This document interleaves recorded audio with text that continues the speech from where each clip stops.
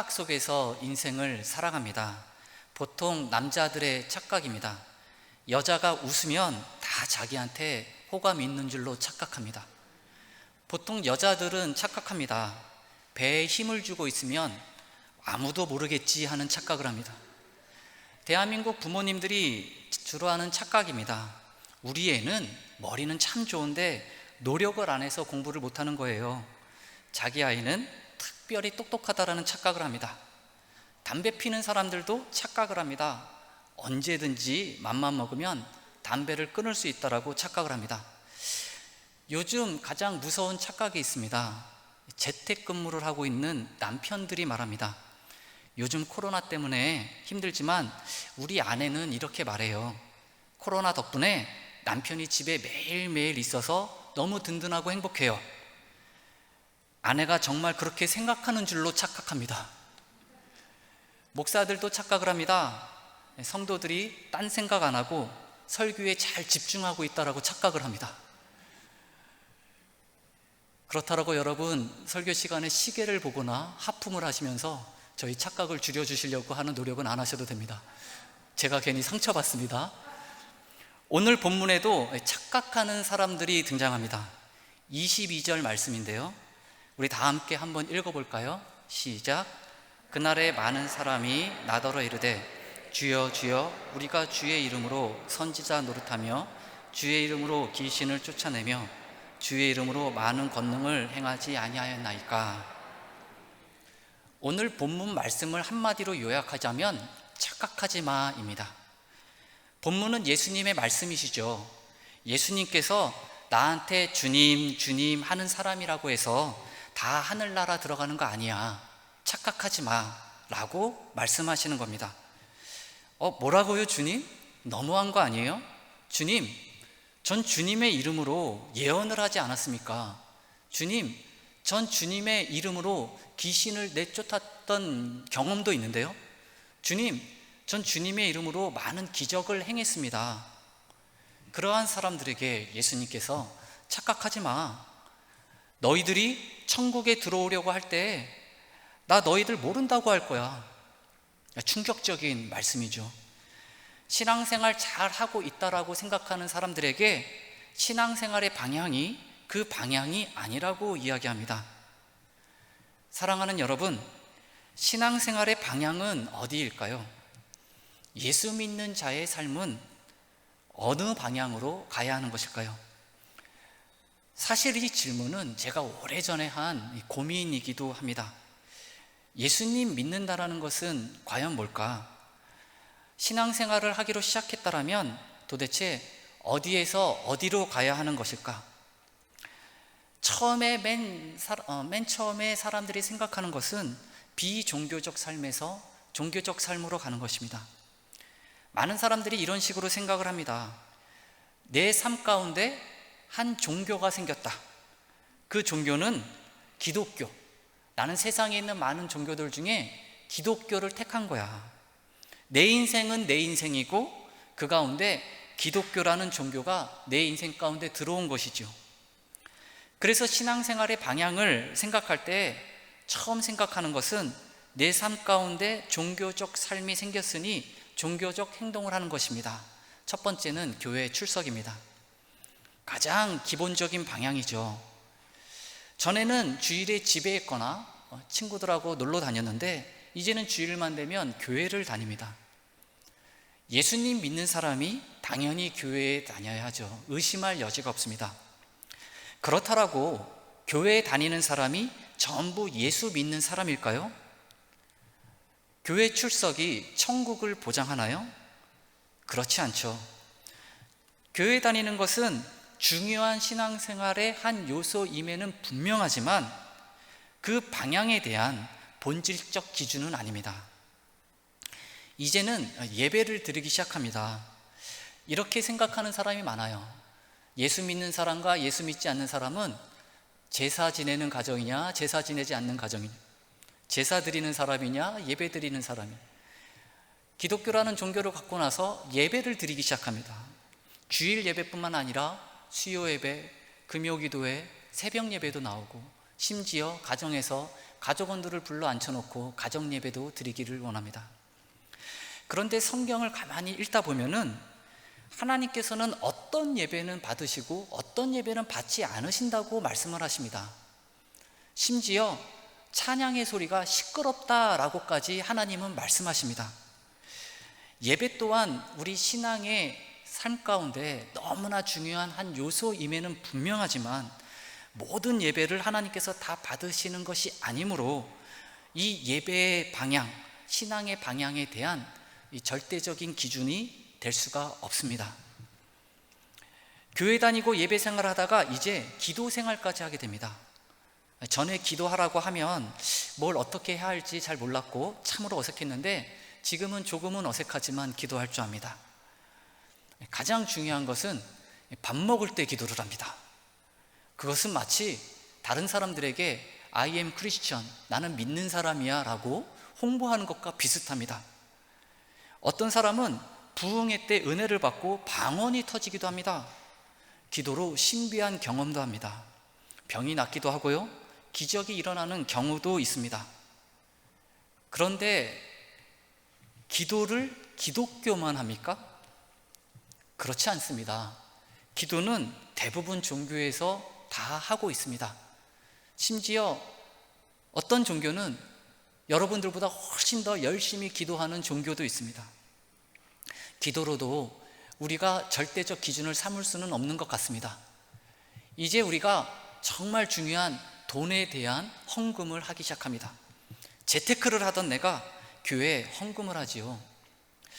어떤 청년이 저에게 이런 말을 한 적이 있습니다. 목사님, 제가 오늘 처음으로 헌금이라는 걸 해봤습니다. 아, 그래? 너 교회 다닌 지 얼마나 됐는데 처음 했니? 제가 한 3년 정도 다녔습니다. 그런데 헌금을 처음 했다고? 네, 그동안 제 돈을 내면서까지 신앙생활 할 정도의 믿음은 아니었거든요.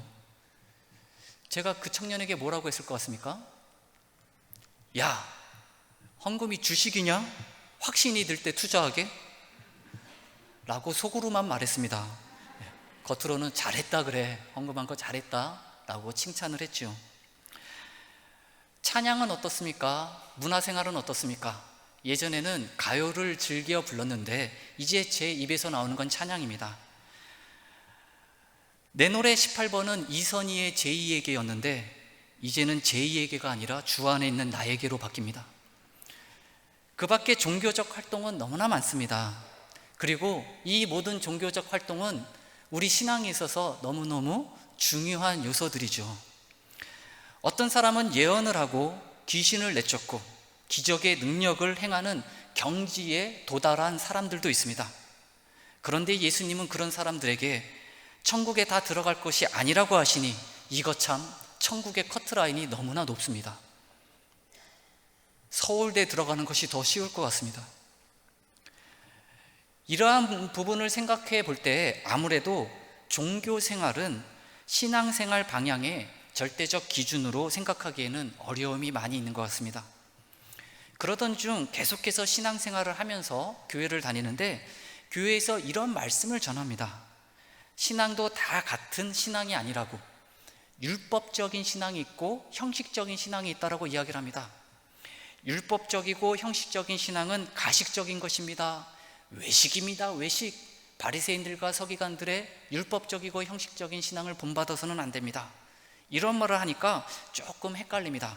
아, 겉으로 보이는 종교적인 활동이 다가 아니구나. 겉으로 보이는 것이 중요한 게 아니라 이 속사람, 내면이 중요한 것이구나 라고 생각을 하기 시작을 합니다. 문제는 생각을 하고 중요하다라고 여기는 것까지입니다. 그것이 중요한 거는 알겠는데 그러면 so what? 그러면 어디에서 어디로 이제 가야 되지? 어느 방향이 맞는 방향이지? 정확한 방향은 아직도 갈피를 잡지 못합니다. 그래서 생각하는 것은 비윤리적인 삶에서 윤리적인 삶을 생각합니다. 많은 윤리적인 요소 중에 가장 많이 고치려고 하는 부분은 화내는 부분인 것 같습니다. 그리스도인이 되면 대부분 사람들은 화내는 것을 참습니다. 참아야지. 내가 그리스도인이고 예수 믿는 사람인데 내가 집사이고 권사이고 장로인데 욱하는 성질 좀 버려야지 라고 생각하기 시작하지요. 이제는 게으름에서 부지런한 생활로 바뀝니다. 열심히 살아야 돼. 사람이 성실해야지.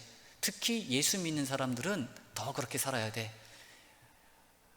인내는 쓰고 열매는 달다라고 하지 않았어.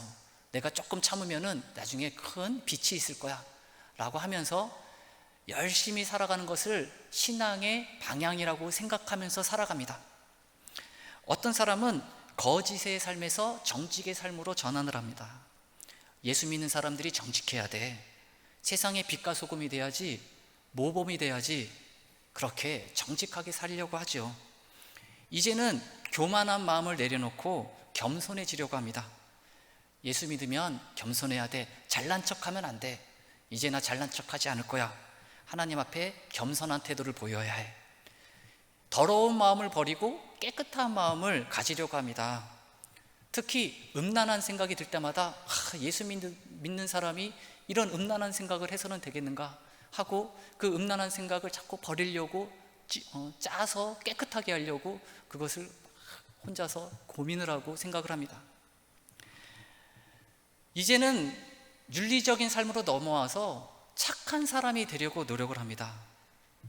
다른 사람을 섬기려고 하고 그래도 부족하면 내가 그리스도인인가? 이걸로 부족한 것 같아 하면서 구제 활동을 하려고 하고 구제 활동을 하는 모임에 참여하기도 하고 그리고 좀 더 사랑하고 좀 더 섬기고 하는 일들에 몰두하기 시작합니다.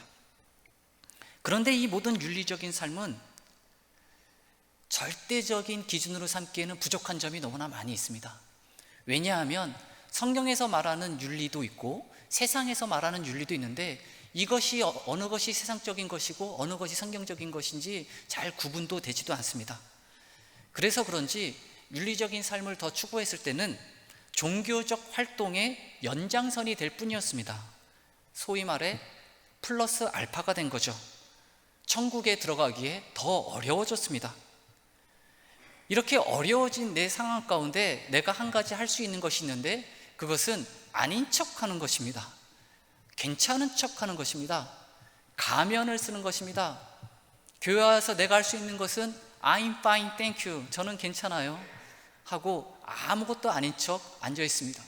예수님은 이렇게 너희들을 천국에 들어가지 못할 거야 라고 소리를 지르는데 우리는 아무것도 아닌 척, 아무것도 못 들은 척, 나는 아닌 척, 괜찮은 척 앉아 있는단 말씀이죠.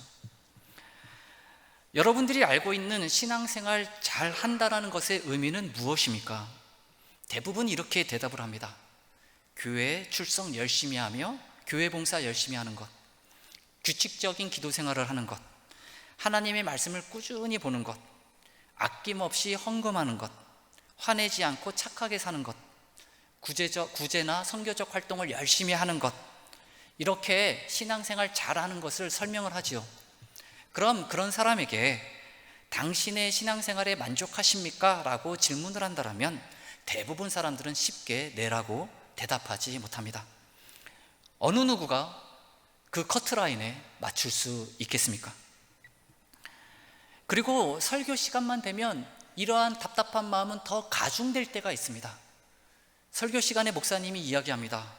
믿음의 조상 아브라함은 하나님 앞에 아들 이삭을 제물로 바치면서까지 하나님 앞에 순종을 보였습니다. 그러므로 여러분들도 아브라함에 준하는 순종을 보여야지만 하나님 앞에 믿음의 사람이 될 수 있습니다. 이렇게 목사님이 설교를 하시니까 겉으로는 아멘 아멘 하면서도 속으로는 그래요? 근데 전 그건 안 되겠는데요. 목사님, 전 자식은 아니지 않습니까? 자식을 건드리시다니. 차라리 제가 죽으면 죽었지 자식은 안 됩니다. 이렇게 속으로는 그렇게 생각하면서 겉으로는 아닌 척 한다는 거죠. 설교를 들으면 은혜 받을 때가 참으로 많이 있습니다. 하지만 가끔 가슴이 더 답답해질 때도 있습니다. 뭔가 방향은 잡혀있지 않는데 계속 나를 푸시하는 느낌입니다. 그래서 교회에서 집으로 돌아가는 길에 나를 자꾸 푸시 자꾸 내 마음을 누릅니다. 잘 못하고 있는 나에게 계속 뭔가 요구를 하는 느낌입니다. 나는 뭘 해야 되지? 나는 어떻게 살아야 되지? 그런데 방향은 알지 못하니 나는 어디로 가야 하지? 그리고 궁금해합니다. 도대체 어느 정도의 순종을 하나님 앞에 보여야지 내 믿음이 안전한가? 어느 정도의 윤리적 행동이 안전선인가? 어느 정도의 종교적 활동이 믿음을 보장할 수 있고 천국에 들어갈 수 있는 커트라인이 되는가? 그것이 궁금해지는 것이죠. 요즘은 코로나 때문에 그나마 잘하고 있었던 소위 말하는 종교적 활동도 제대로 못하고 있습니다. 그러다가 은연중에 슥 이런 생각이 머리를 속에 지나갈 때가 있습니다. 혹시 내가 가라지가 아닌가? 혹시 예수님께서 천국에 들어가지 못한다라고 이야기하는 그 사람이 내가 아닌가? 그리고 스스로에게 대답도 내립니다. 혼자 질문하고 혼자 답을 하는 거죠. 에이 아니야. 그럴 수가 없어. 지금 내 영적인 상태는 실제 내가 아니야. 내 신앙이 지금은 조금 주춤하고 있을 뿐이지 내 영적인 레벨은 원래 좀 높은 사람이야. 내가 옛날에 얼마나 뜨거웠는데, 내가 옛날에 기도원도 열심히 다녔어. 내가 옛날에 찬양하면은 굉장히 좋았어. 내 신앙은 아주 뜨거운 신앙이야. 지금 조금 이럴 뿐이야.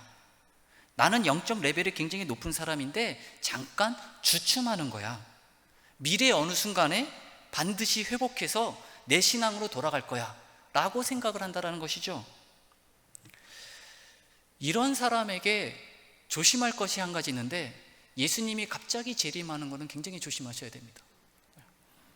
막 못 오시게 막을 수도 있어요. 아직 지금 아닌데 예수님 하면서 막을 수도 있어요.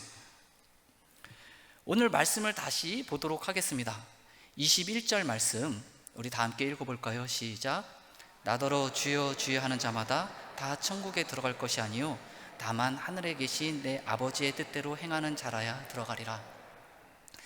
그러면 우리는 신앙의 방향을 제대로 설정하기 위해 오늘 본문의 말씀을 제대로 해석할 줄 알아야 합니다. 오늘 본문을 해석할 때 정말 중요한 단어는 이 뜻이라는 단어입니다. 누가 봐도 뜻이 가장 중요한 단어이지요. 초등학생이 봐도 알 수 있습니다. 그런데 이 뜻과 문맥상통한 다른 단어가 나오는데 23절에 나옵니다. 함께 읽어볼까요? 시작. 그때 내가 그들에게 밝히 말하되 내가 너희를 도무지 알지 못하니 불법을 행하는 자들아 내게서 떠나가라 하리라. 바로 법이라는 단어입니다. 하나님의 뜻과 법은 같은 맥락에 있지요. 하나님의 뜻대로 행하는 것과 불법을 행하는 자를 지금 대치시키고 있습니다. 이 부분이 가장 중요하겠죠. 하나님의 뜻과 하나님의 법, 이것은 과연 무엇일까요? 하나님의 뜻과 하나님의 법이 가장 먼저 등장한 곳은 창세기입니다. 창세기 2장 9절 말씀인데요, 한번 읽어볼까요? 시작. 여호와 하나님이 그 땅에서 보기에 아름답고 먹기에 좋은 나무가 나게 하시니 동산 가운데에는 생명나무와 선악을 알게 하는 나무도 있더라. 생명나무와 선악을 알게 하는 나무가 동산 가운데에 있었죠. 그리고 하나님이 말씀하십니다. 선악을 알게 하는 나무의 열매는 먹지 말라고 하십니다. 여기서 벌써 하나님의 뜻이 등장합니다. 하나님이 자신이 세운 기준이 있습니다. 그것을 우리 가운데 보여주십니다.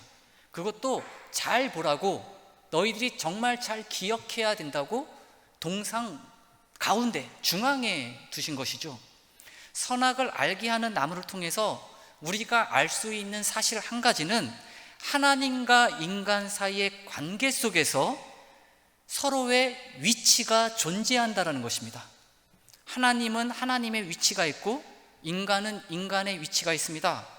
하나님은 창조주이시기 때문에 인간은 피조물이기 때문에 하나님이 하나님의 뜻과 기준을 우리 가운데 제시한 것이죠. 그리고 그것을 분명히 해두셨습니다.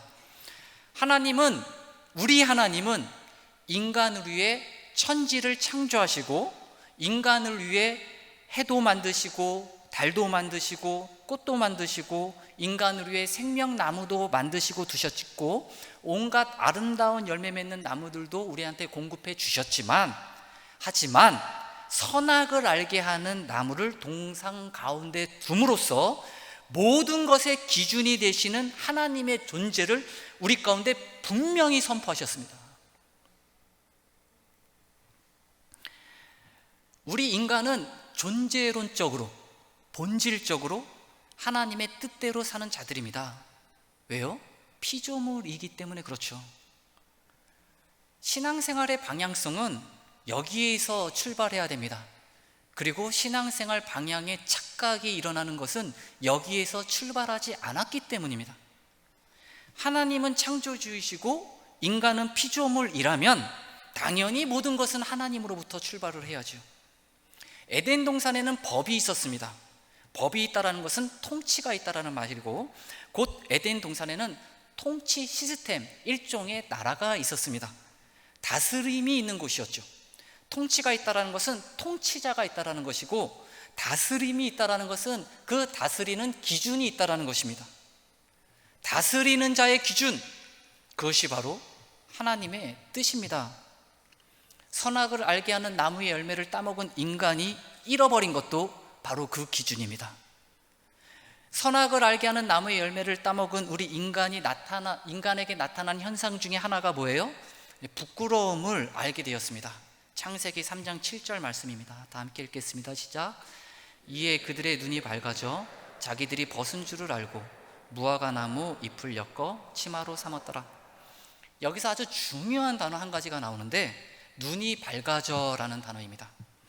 죄를 짓고 달라진 것이 있다면 우리 인간의 눈이 밝아졌습니다. 눈이 밝아졌다는 건 뭘까요? 시력이 좋아진 것일까요? 왜 죄를 졌는데 시력이 좋아질까요? 그건 아니겠죠. 눈이 밝아지니까 벗은 몸이 부끄러워졌습니다. 자신을 부끄러운 존재로 인식하기 시작했다는 겁니다. 그 중에 하나가 벗은 몸이 부끄러운 것입니다. 벗은 것만 부끄럽게 됐다는 뜻이 아닙니다. 스스로 높아지려고 했던 인간은 자신에게 만족하지 못하는 마음이 생긴 것입니다. 그 만족하지 못하는 마음이 왜 생겼을까요? 인간적 기준이 생긴 것이죠. 하나님께 있던 기준이 나에게 옮겨진 것입니다. 그래서 자신의 상황에 불만족하고 자신의 여건에 늘 불평하고 불만족스럽게 우리 인간은 살아갑니다. 눈이 밝아졌다는 것은 인간적 기준이 생긴 것이고, 그 인간적 기준으로 살아가는 것은 하나님과 상관없이 살아가는 것입니다. 여러분 기억하십시오. 인간적 기준을 갖고 살아가는 삶의 양식 자체가 불법인 것입니다. 하나님은 우리 인간을 너무너무 사랑하십니다. 그렇다고 인간이 하나님이 될 수는 없습니다. 성경의 포커스가 나를 향해 있다라고 해서 나의 존재론적 위치까지 바꾸면 안 되는 것입니다. 신앙생활을 시작했지만 이 사실을 깨닫지 못해요. 그래서 계속해서 모든 기준이 나에게 있는 것입니다. 삶의 의미와 삶의 목적이 나에게 있는 것입니다. 나는 나를 위해서 사는 것입니다. 나는 나를 위해서 살다가 그저 종교가 기독교로 바뀐 것뿐입니다. 그래서 신앙생활이 잘못되었는데 깨닫지 못하는 것이죠. 착각하면서 살아가는 것입니다. 나는 나를 위해 존재하고 나는 여전히 나를 통치하면서 살아가는데 내 인생의 주인은 나인데 그저 내 인생의 한 부분이 기독교라는 종교인 것이죠. 그럼 신앙생활의 방향이 어떻게 바뀌어야 할까요? 인간적 기준에서 하나님의 기준으로 바뀌어야 합니다. 여러분, 주여 주여 하는 것이 불법인가요? 선지자 노릇하는 것이 불법인가요? 귀신을 쫓아내는 것이 불법인가요? 그렇지 않습니다. 예수님도 한 행동이고 제자들도 하는 행동입니다. 뭐가 잘못되었습니까? 말씀 그대로 이야기하면 내 아버지의 뜻대로 행하는 자라야 들어가리라. 아버지의 뜻대로 행하지 않은 것이 불법이었습니다. 타락은 주인이 바뀐 것이고 회복은 주인을 바꾸는 것이며 신앙생활은 기준을 돌려드리는 것입니다. 하나님 자리에 내가 앉아 있으면서 말과 행동으로는 충분히 주여 주여 할 수 있습니다. 인간적 기준으로 나를 위해 살아가면서 삶의 일부가 그저 기독교일 수도 있습니다. 여전히 삶의 주인은 하나님이 아니고 자기 자신이면서 우리는 신앙생활을 할 수 있습니다. 성경에서 말하는 불법은 비종교적 행함이나 비윤리적 행함을 말하지 않습니다. 소위 말하는 나쁜 행동들을 말하지 않습니다. 신앙생활 방향에 대해서 우리가 착각하는 이유는 행함의 기준을 나누는 방식이 잘못됐기 때문에 그렇습니다. 우리는 자꾸 신앙생활 잘하는 게 뭐냐고 물을 때 비종교적 삶과 종교적 삶을 구분합니다. 어떤 사람이 신앙생활 잘하는 거예요? 라고 물을 때 우리는 비윤리적인 삶과 윤리적인 삶을 구분합니다.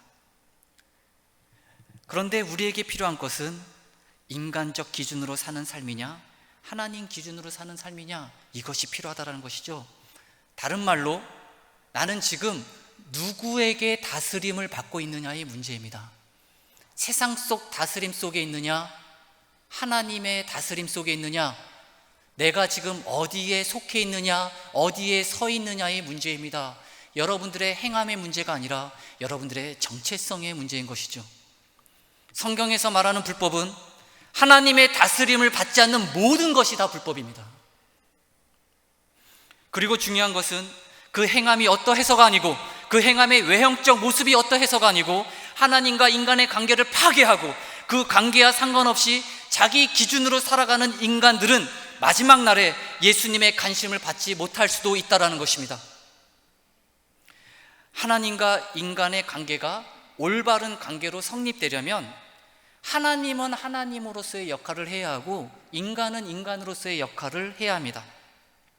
하나님이 하나님으로서의 해야 할 일은 무엇일까요? 통치입니다. 한마디로 다스리는 것이죠. 구체적으로 말하면 보호하는 것입니다. 공급하는 것입니다. 살리는 것입니다. 응답해 주시는 것입니다. 인도해 주시는 것입니다.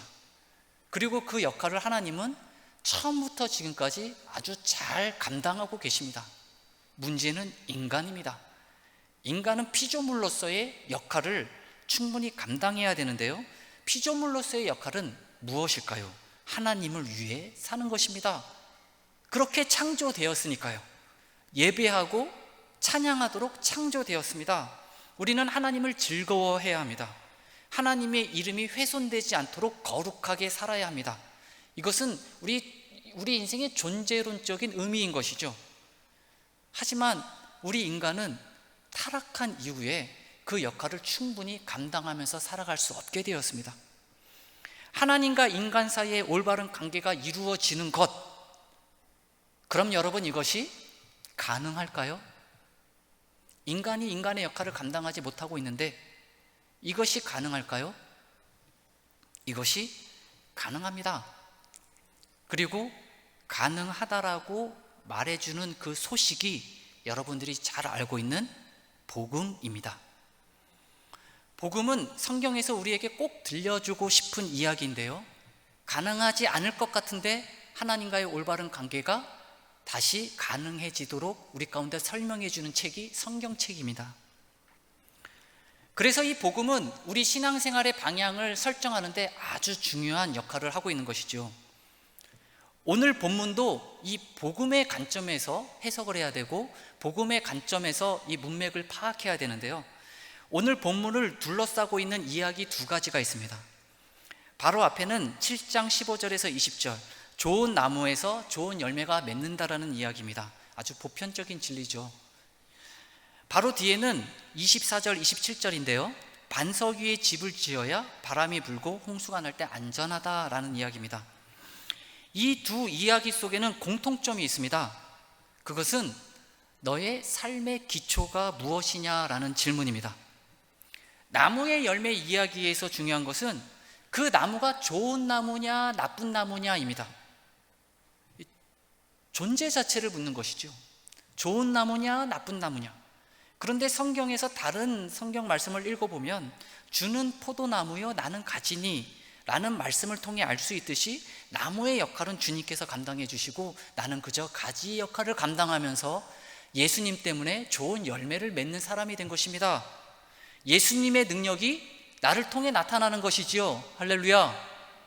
무너지지 않는 집 이야기에서 중요한 것은 그 기초가 반석이냐 이겁니다.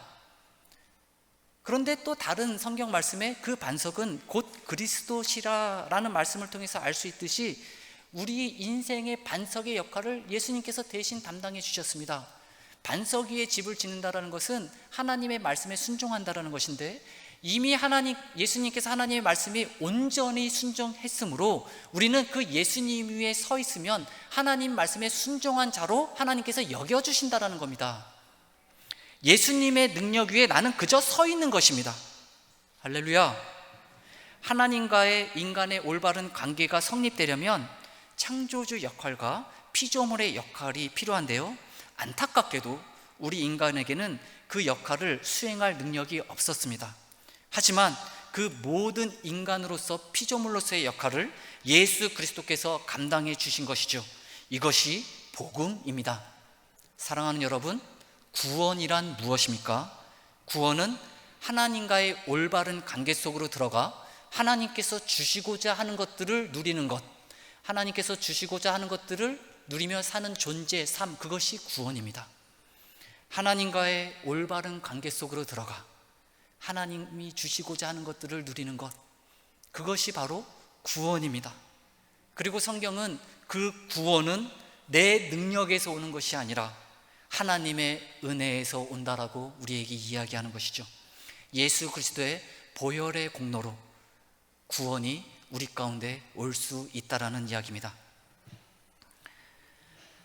제가 좋아하는 영어 문장 하나가 있는데요, God is more interested in who you are than what you do 라는 문장입니다.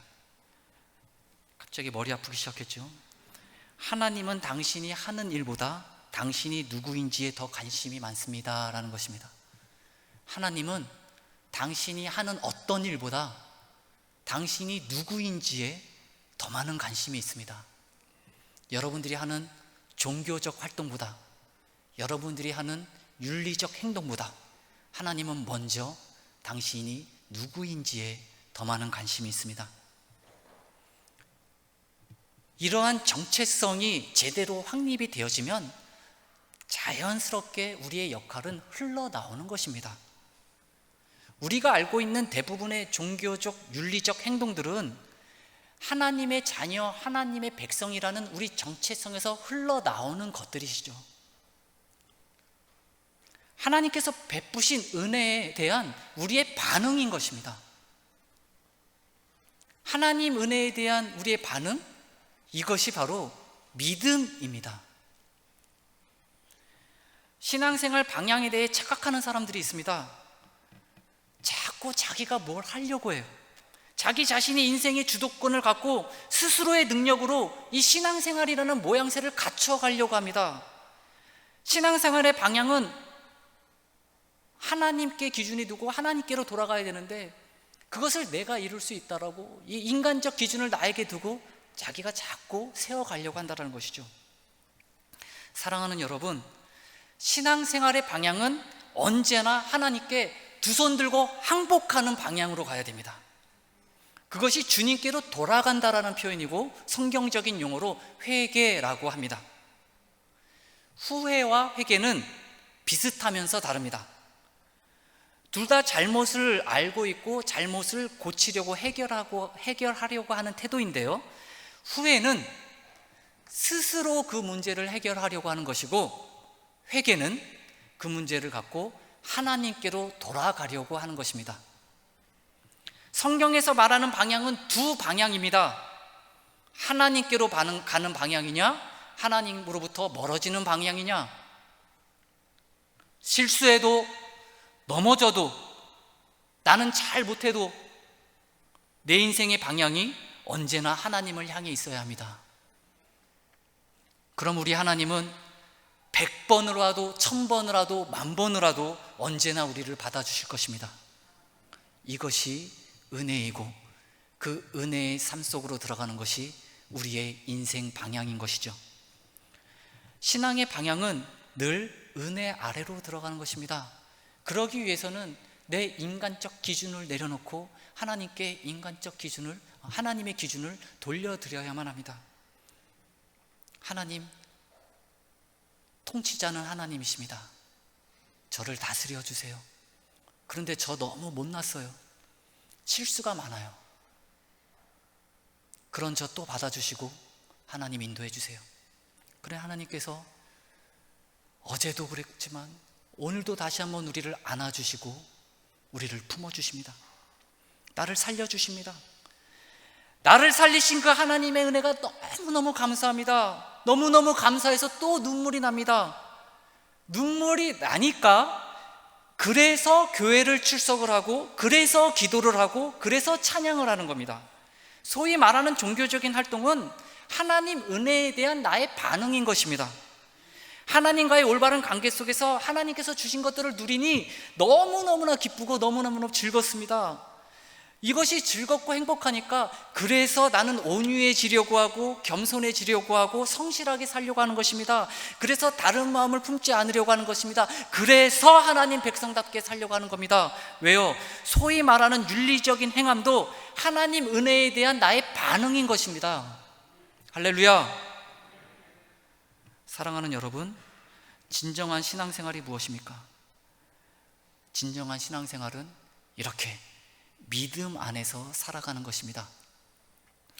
여러분들이 무엇을 잘 못한다라고 스스로를 정죄하면서 혹은 잘한다라고 스스로를 의인화하면서 살아가기보다는 나의 모든 기준을 하나님께 옮겨드리고, 오늘도 하나님 나의 인생의 주인이 되어달라고 그렇게 기도하시는, 그렇게 바른 방향성을 갖고 살아가는 저와 여러분 되기를 간절히 소망합니다. 이 시간 우리 다 함께 하나님께서 주신 말씀을 생각하면서 조용하지만 간절한 마음으로 함께 기도하는 시간을 갖도록 하겠습니다.